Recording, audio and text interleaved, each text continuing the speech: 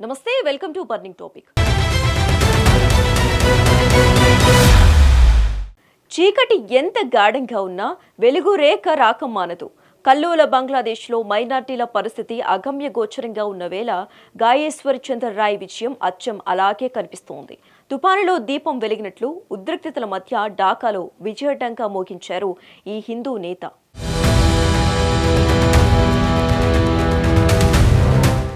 బంగ్లాదేశ్లో హిందువులపై దాడులు, హత్యలు జరుగుతున్నాయని వార్తలు వస్తున్న తరుణంలో రాజధాని ఢాకాలోని అత్యంత కీలకమైన ఢాకా 3 నియోజకవర్గం నుంచి గయేశ్వర్ చంద్ర రాయ్ సాధించిన విజయం ఒక చారిత్రక మలుపు.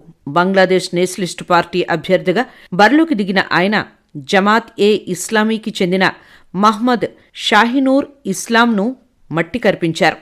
చంద్రరాయ్కు మొత్తం 99,163 ఓట్లు పోలయ్యాయి. కరుడుగట్టిన ఇస్లామిక్ శక్తులు ఎదురుగా ఉన్న సామాన్య ప్రజలు ఆయన వైపు నిలబడటం విశేషం. రాజకీయం అంటే కేవలం అధికారం కాదు, అదొక నిరంతర పోరాటం. ముఖ్యంగా మైనారిటీ వర్గం నుంచి వచ్చి ఒక ప్రధాన పార్టీలో అగ్రనేతగా ఎదగడం అంటే సామాన్యమైన విషయం కాదు. బంగ్లాదేశ్ నేషనలిస్టు పార్టీలో తనకంటూ ఒక ప్రత్యేక ముద్ర వేసుకున్నారు.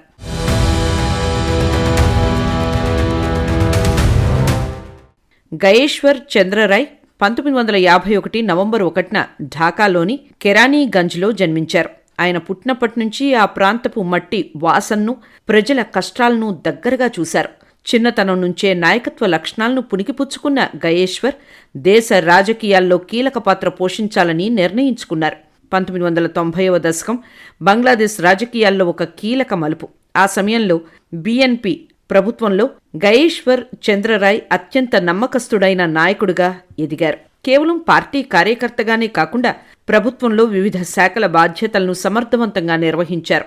చెట్టు పేరు చెప్పుకొని కాయలమ్ముకోవడం కాదు, తనకంటూ ఒక తోటను నిర్మించుకున్న నాయకుడు ఆయన.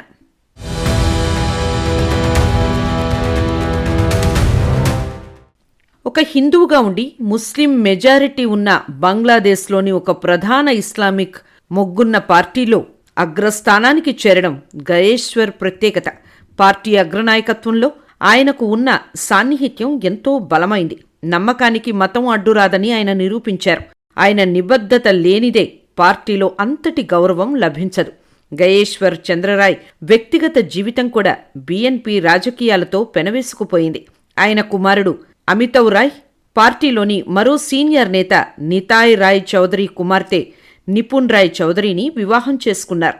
ఈ వివాహం కేవలం 2 కుటుంబాల కలయిక మాత్రమే కాదు, పార్టీ పట్ల వారికున్న అంకిత భావానికి ఒక సాక్ష్యం.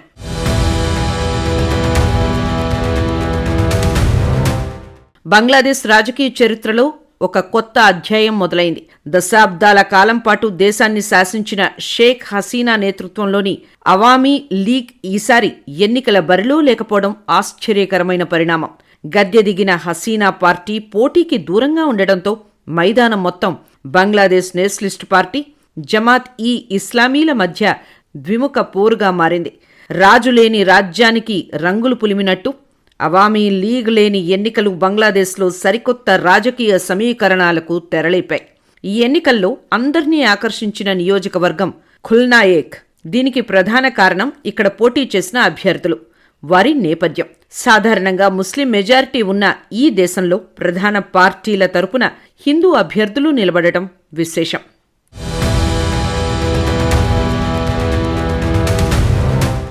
మాత్-ఈ-ఇస్లామీ పార్టీ తరపున బరిలోకి దిగిన ఏకైక హిందూ అభ్యర్థి. ఒక ఇస్లామిక్ భావజాలం ఉన్న పార్టీ నుంచి హిందూ అభ్యర్థి పోటీ చేయడం అంతర్జాతీయ స్థాయిలో చర్చకు దారితీసింది. బంగ్లాదేశ్ నేషనలిస్టు పార్టీ నుంచి పోటీ చేసిన ఏకైక హిందూ నేత. వీరిద్దరూ తమ తమ పార్టీల నుంచి హిందూ సామాజిక వర్గానికి ప్రాతినిధ్యం వహిస్తూ గెలుపు కోసం తీవ్రంగా శ్రమించారు. చెరువు ఎండితే చేపల గతి ఏమవుతుందో అన్నట్టు ప్రధాన పార్టీల అండ ఉన్న ఓటరు తీర్పు ఎటువైపు మొగ్గుతుందో అన్న ఉత్కంఠ చివరి వరకు కొనసాగింది. పోలింగ్ ముగిసి ఫలితాలు వెలువడగానే ఖుల్నాయేక్ నియోజకవర్గంలో స్పష్టమైన తీర్పు కనిపించింది. జమాత్-ఈ-ఇస్లామీ అభ్యర్థి కృష్ణనందికి ఓటమి తప్పలేదు. ఇక్కడ బంగ్లాదేశ్ నేషనలిస్టు పార్టీ అభ్యర్థి అమీర్ ఎజాజ్ ఖాన్ ఘన విజయం సాధించారు. ఈ భారీ మెజార్టీతో అమీర్ ఎజాజ్ ఖాన్ తన ప్రత్యర్థులపై పైచేయి సాధించి ఖుల్నాయేక్ స్థానాన్ని కైవసం చేసుకున్నారు. ఆశ ఉన్న చోట గెలుపు ఉంటుంది, కానీ అదృష్టం కలిసొచ్చిన వాడే సింహాసనం అధిష్ఠిస్తాడు. కృష్ణనంది పోరాటం చేసినా ఓటరు దేవుడు మాత్రం అమీర్ ఎజాజ్ ఖాన్కే పట్టం కట్టాడు.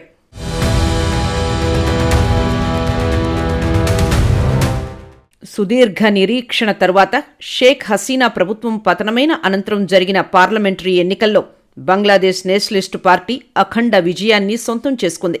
మెజార్టీ స్థానాలను దక్కించుకొని అధికారం ఖరారు చేసుకున్న తరుణంలో ఇప్పుడు అందరి కళ్ళు ఢిల్లీ ఢాకా సంబంధాలపైనే ఉన్నాయి.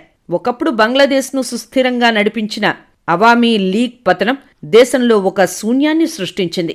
ఆ స్థానాన్ని ఇప్పుడు బీఎన్పీ భర్తీ చేస్తోంది. అయితే చరిత్రను ఒకసారి తిరగేస్తే భారత్కు కొన్ని ఆందోళనలు కలగడం సహజం. పాత గుమ్మడికాయ పచ్చడికి పనికిరాదు అన్నట్టు పాత గొడవలు పక్కన పెట్టి కొత్త దారులు వెతుక్కోవలసిన సమయం ఇది. గతంలో బీఎన్పీ అధికారంలో ఉన్న కాలంలో భారత్తో సంబంధాలు అంతంత మాత్రంగానే ఉండేవి.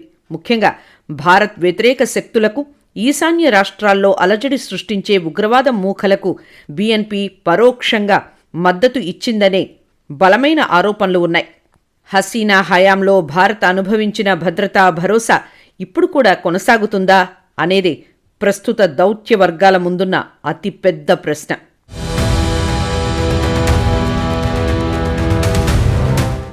బంగ్లాదేశ్ ఇప్పుడు ఆర్థిక సంక్షోభం నుంచి కోలుకుంటోంది. ఈ తరుణంలో వారికి భారత్ వంటి పెద్ద పొరుగు దేశం యొక్క సహకారం అత్యంత అవసరం. విద్యుత్ సరఫరా నుంచి వాణిజ్యం వరకు రెండు దేశాలు విడదీయలేని బంధంతో ముడిపడి ఉన్నాయి.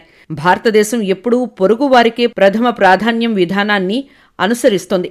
ప్రభుత్వం మారినంత మాత్రాన ద్వైపాక్షిక సంబంధాలు దెబ్బతినకూడదని భారత్ భావిస్తోంది. అయితే బీఎన్పీ తన గత వైఖరిని మార్చుకొని భారత వ్యతిరేక శక్తులకు ఆశ్రయం కల్పించకుండా ఉంటేనే ఈ బంధం బలంగా ఉంటుంది.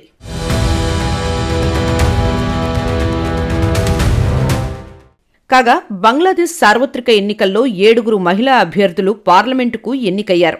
వీరిలో ఎక్కువ మంది బీఎన్పీ నుంచి వచ్చిన వారేనని తెలుస్తోంది. అయితే గెలుపొందిన వారిలో బీఎన్పీ మహిళా అభ్యర్థులు మాణిక్గంజ్ 3 నుంచి అఫ్రోజా ఖాన్ రీటా, ఝలోకాటి 2 నుంచి ఇస్రత్ సుల్తానా ఎలెన్ భుట్టో, సిల్హెట్ 2 నుంచి తహసానా రష్దీర్ లూనా, ఫరీద్పూర్ 2 నుంచి షామా ఒబైద్, ఫరీద్పూర్ 3 నుంచి నయాబ్ యూనస్ కమల్, నటోర్ 1 నుంచి ఫర్జానా షర్మిన్ ఫుతుల్గా తెలుస్తోంది.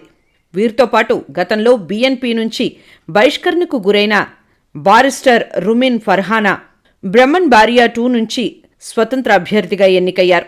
300 నియోజకవర్గాల్లో జరిగిన ఎన్నికల్లో బీఎన్పీ కేవలం 10 మంది మహిళా అభ్యర్థులను మాత్రమే నిలబెట్టింది.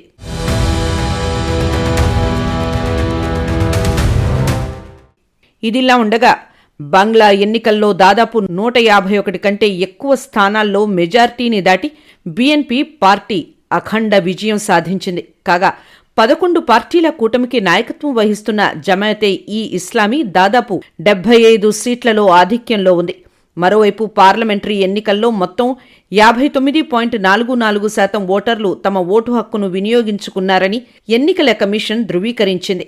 కాగా దేశ జాతీయ శాసనసభలో మొత్తం 350 మంది సభ్యులు ఉన్నారని, వీరిలో 300 మంది ప్రత్యక్షంగా ఎన్నికవుతారని పేర్కొంది. అయితే అదనంగా ఉన్న 50 సీట్లు మహిళా అభ్యర్థుల కోసం కేటాయించారని తెలిపింది.